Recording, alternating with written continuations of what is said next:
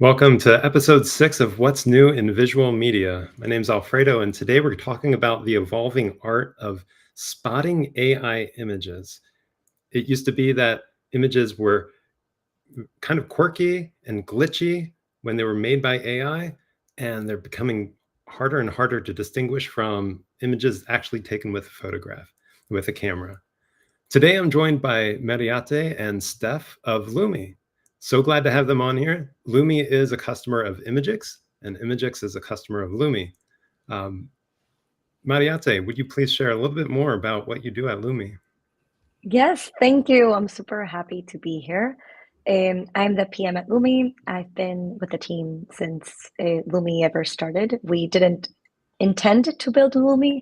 We were kind of solving a problem when we were building another tool called Musho, which was using AI to design, and we were trying to create AI images in the spot, and then realized that unless you're really good at prompting, AI images are terrible.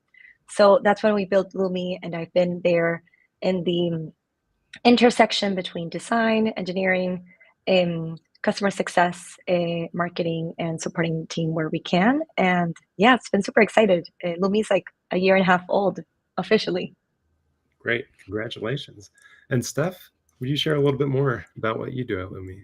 Yeah, for sure. I've also been around with Lumi since before it started. And I lead community and support. So I do a lot of the customer and user facing interactions, making sure everyone is having a good time with the product and knows how to use it to the best of their ability. I also am a Lumi creator, and I kind of lead the the applications to become Lumi creators. So I'm the one who looks through the applications and kind of picks out like who I think is going to be a good fit for actually uploading their AI images up into Lumi.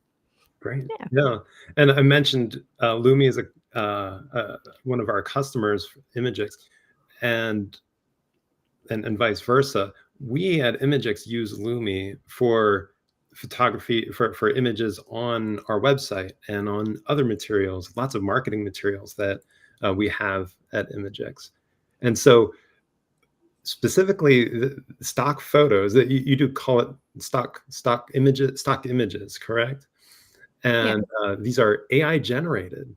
And one of the interesting things about this is when I started with Imagix last year, in July of last year, 2024, it didn't even occur to me that these images that are on our website were AI generated.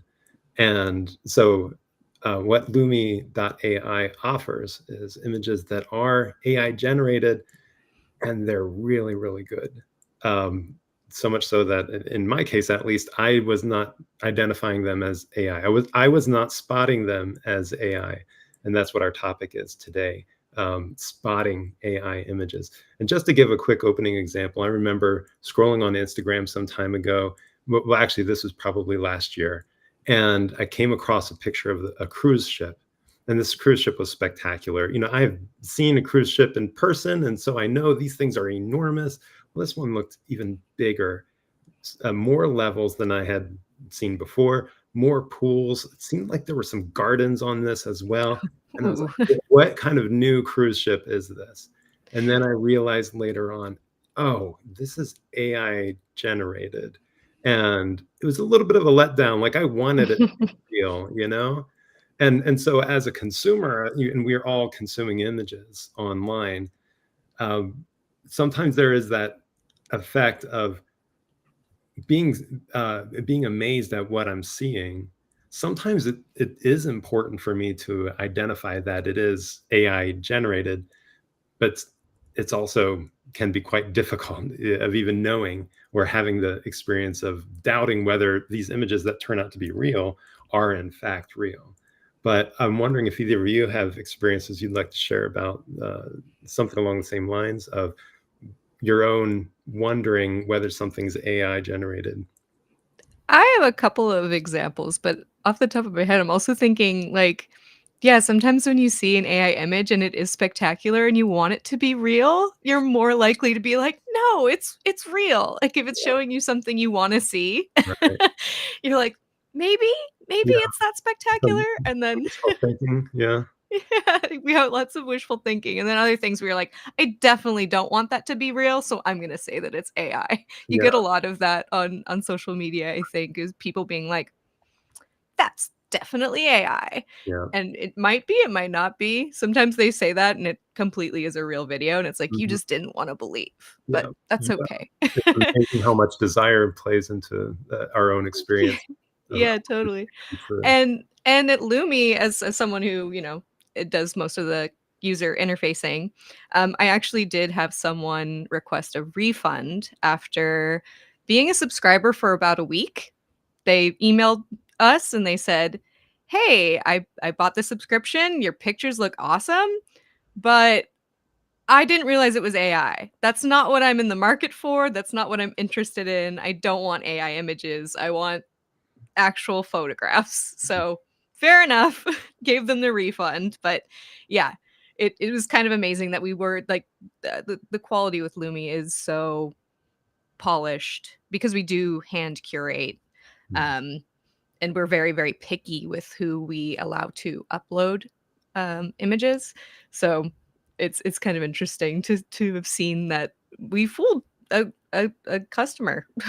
Yeah, and before I go on, I do want to hear from Mariate as well on this, but these are examples of some of our images at if you go to imagix.com right now, this is right on our homepage, and these images coming from Lumi.ai, which to me, they look gorgeous. These are awesome pictures.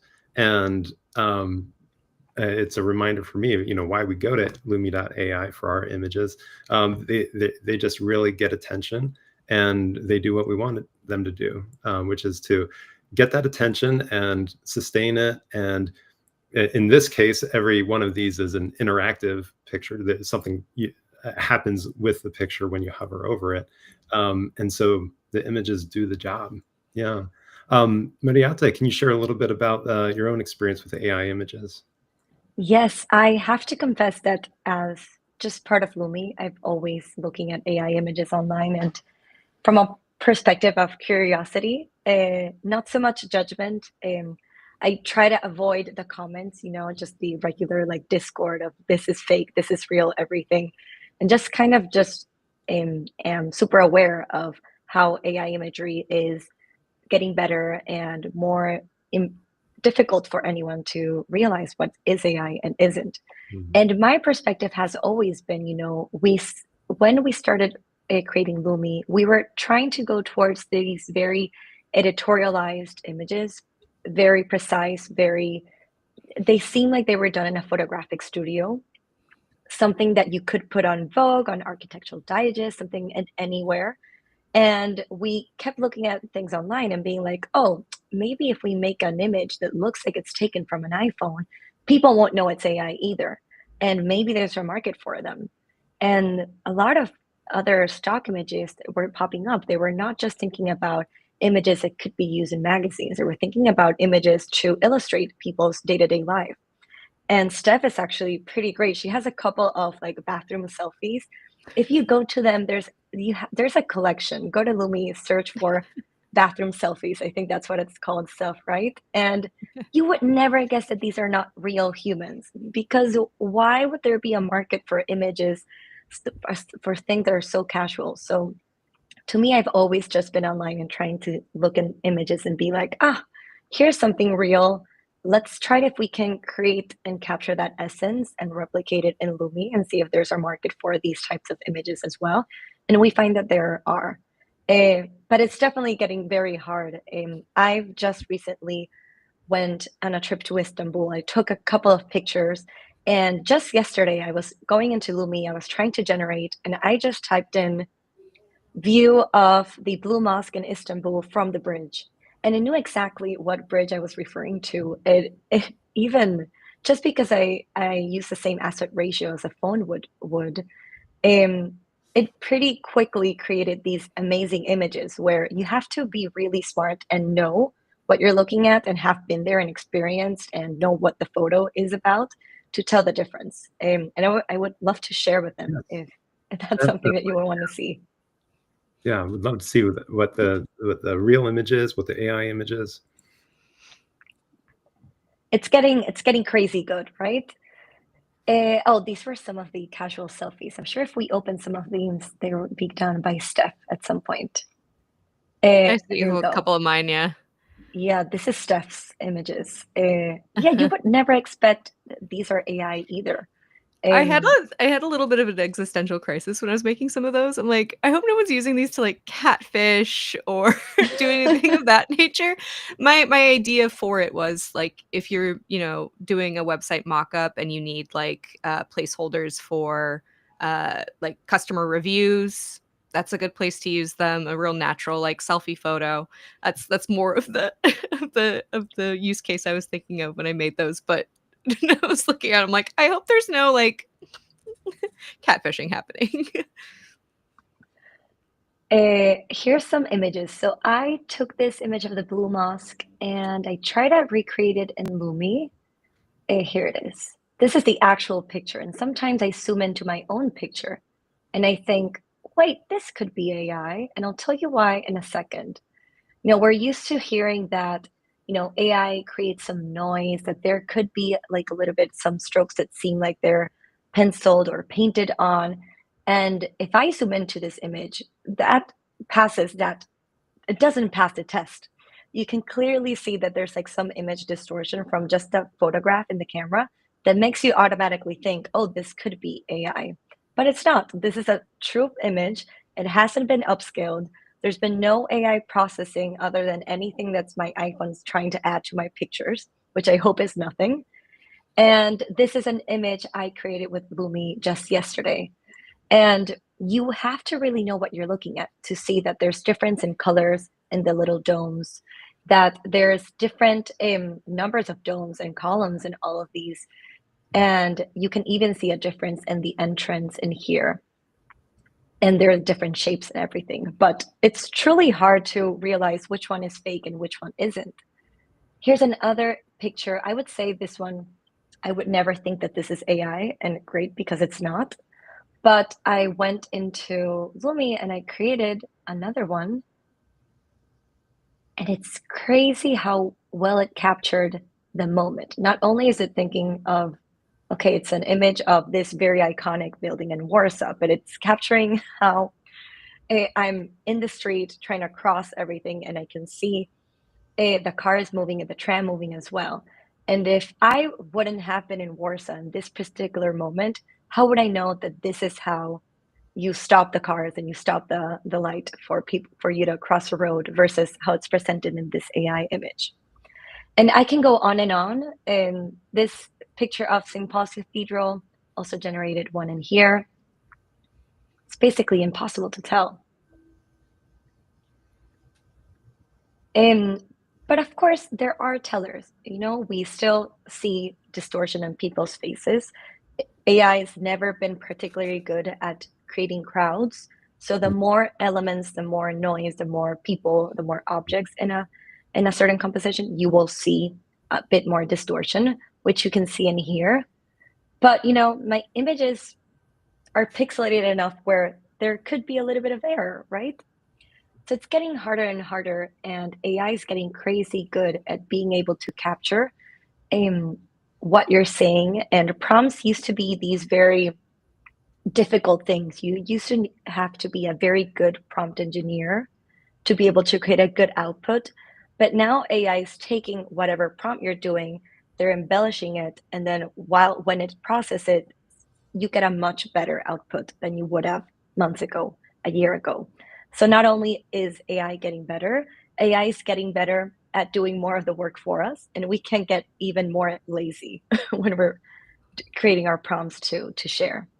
But I do think it's an interesting case to share how you truly need to know what you're looking at, know the subject to be able to distinguish whether it's AI or not.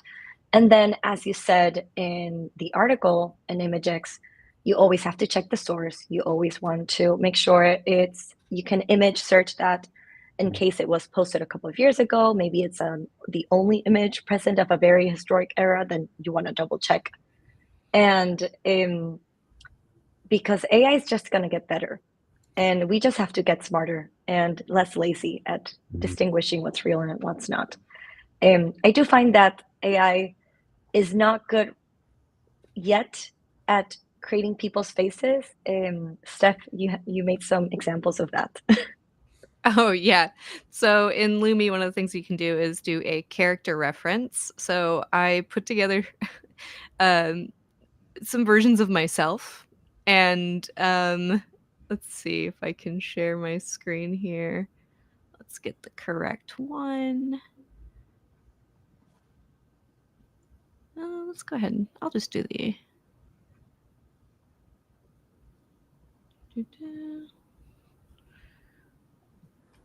Sorry, I had to do permissions.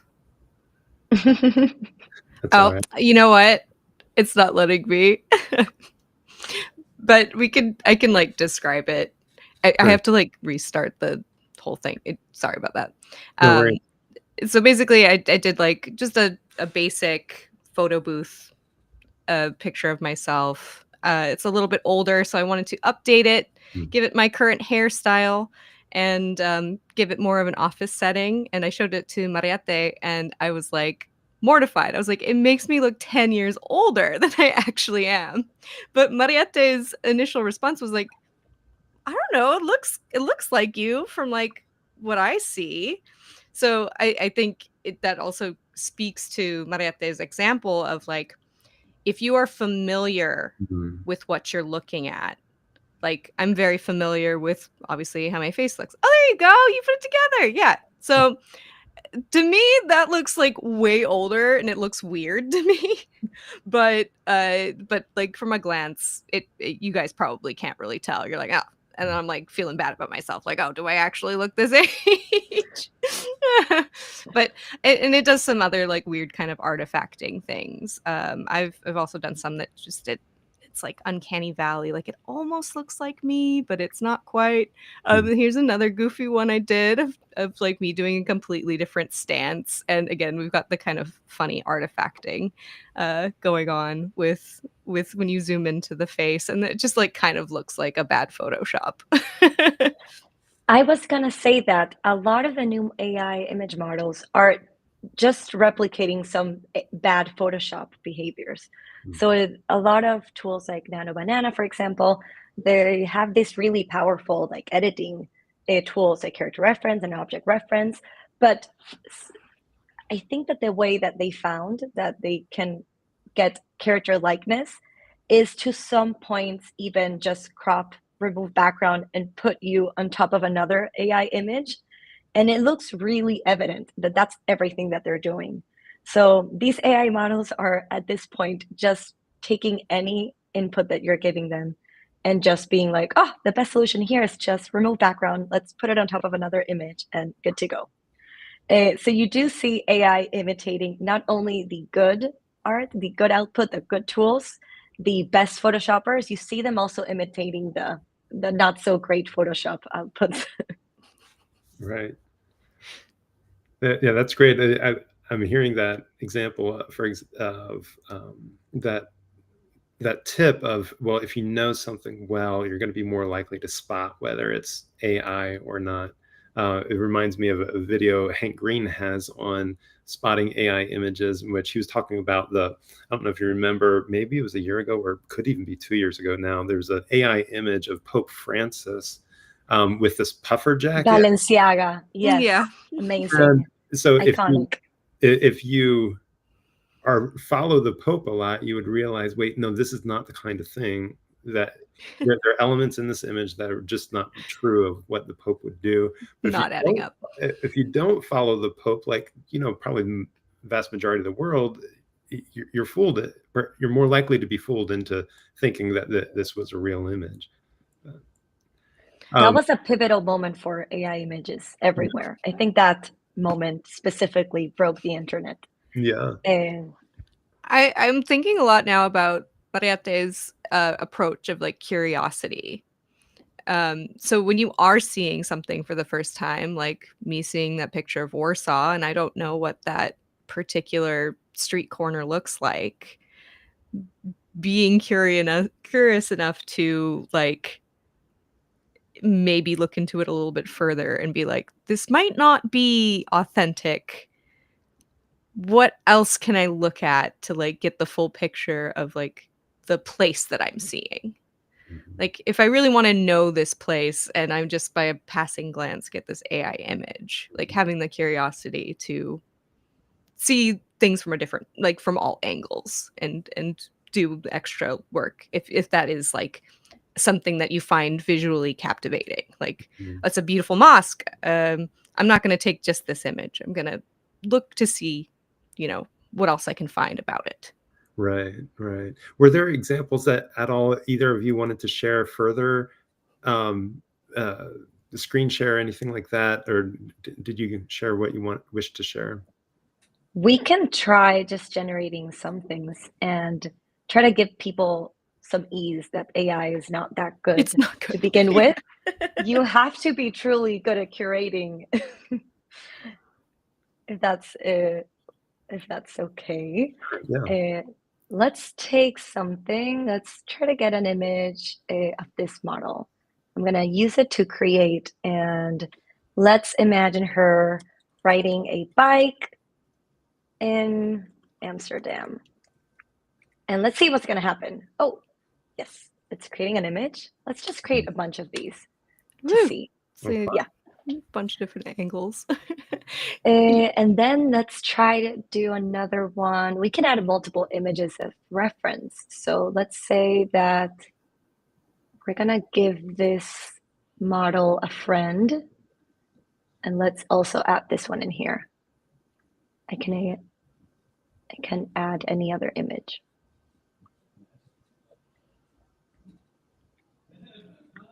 Let's see, keep scrolling, keep scrolling. Let's find something fun. Oh, wow, so many images. Steph, help me choose. Oh, here we go. Yeah, there you go. You found him. Friends riding a bike in Amsterdam. So let's see. So you kind of see what I was doing, right? It's trying to make as little variations to the portrait as possible, to the point where you can clearly take it. It's just Not cutting a real that person. image, and it's not a real person, and it's just putting it in place of something. The dimensions are weird. This head is way too big compared to the image. It's really good, just 2 months ago, to be able to get a good character reference image, you had to train AI, you have to get a bunch of images of that subject, of that person. You have to input them in something like Midjourney and then generate images of that same person. And we've been trying to create these shoot like features in Lumi from the very first day. We always realized that the most difficult thing for AI to do was to repeat the same pattern and have that same object in different angles or same person. And so this is better. This is good, but you can clearly see it's just a background removed image head pasted on top of another head. Mhm. Sometimes it doesn't take direction as well. So I added 2 images, and it's taking this woman's necklace, and it's put it on this other man's body and then generated another image before it, and these other images. But you can clearly see that AI doesn't get it right all the time. Mhm. um, you can be a lazy AI creator, or you can be a lazy journalist and get an inaccurate picture, and it kind of works that way as well. I mean, you clearly So have these wonderful pictures that you've had for a long time on the on your website, but what I'm hearing you say is there's this new attempt at character consistency that often we also often get some really good pictures from it, but it's still something fairly new, and so we're more likely to see some of it's more like we're more likely to detect it as AI. yes, and this is the case with a lot of models. When you're trying to bring in a lot of different elements, there used to be this idea of style reference, and that's been predominantly the best type of image reference you could use, where Mm, it was just kind of capturing a vibe of an image, maybe a color palette, maybe some shadows, maybe shot type. But now with these super intense character references, that's when you're seeing a bit more of that distortion. But this is good, I have to say. We are very excited with these new models. that we're placing in Lumi because they're getting better and better, and you have some good outputs. This is pretty good. No, it's not supposed to be real. It's a woman in outer space wearing a coat, but it looks fine. So yes, you can play around with AI. You still have to have a really good eye to know what works, what doesn't work. You still have to pass the test of Stephanie if you want to be a Lumi creator, because she's going to be nitpicking absolutely every single detail in your image and trying to define if it's uncanny valley or not, and if it passes a test. But we just have to be a little bit smarter and less lazy about trying to look up the details, looking up the references, and also just demanding from sources out there, tell us if an image is AI. It's okay. You can use Lumi. Just say it's AI made. Definitely. Yeah. I think that's going to be more and more important just ethically moving forward, as because the models are getting better and better, and we are already getting to a point where people are being actively fooled. So just disclosing actively that hey, this is AI Yeah. goes a long way for Right. So we have on imagix.com, we have a blog post, The Evolving Art of Spotting AI Images.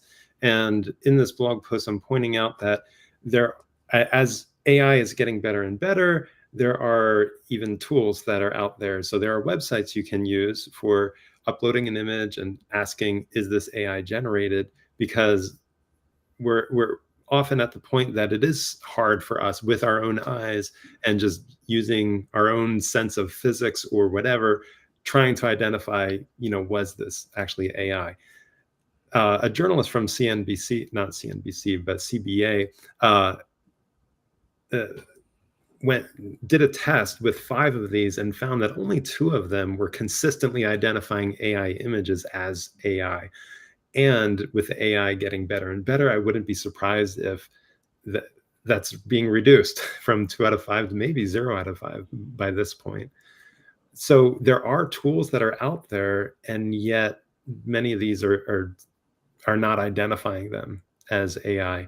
And going back to this Hank Green video that I mentioned earlier, one of the points that he had was that um, the tricks that we're using right now still to identify AI as AI in the future will be obsolete. And so it's kind of a fruitless or maybe even futile task of trying to identify whether an image is AI, because we really don't know how good the AI will get in the future. We don't know how good the AI detector tools will be.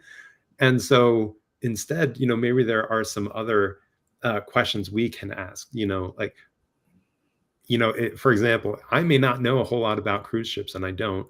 But if I know someone who does, I can say, what do you think about this image? And someone who knows a lot more, oh no, a cruise ship designer would never make that.